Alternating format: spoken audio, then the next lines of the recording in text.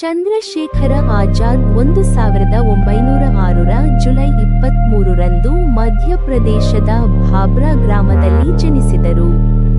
ಅವರು ಭಾರತದ ಸ್ವಾತಂತ್ರ್ಯ ಹೋರಾಟದ ಪ್ರಮುಖ ಕ್ರಾಂತಿಕಾರರಾಗಿದ್ದರು.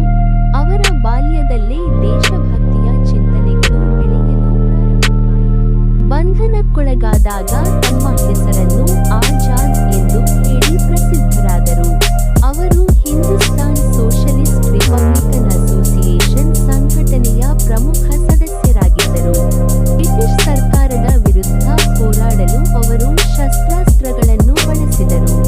1931ರಲ್ಲಿ ಅಲಹಾಬಾದ್ನ ಆಲ್ಫ್ರೆಡ್ ಪಾರ್ಕ್ನಲ್ಲಿ ಅವರು ಪೊಲೀಸರೊಂದಿಗೆ ಹೋರಾಡಿ ತಾನೇ ಗುಂಡಿಕ್ಕಿಕೊಂಡರು.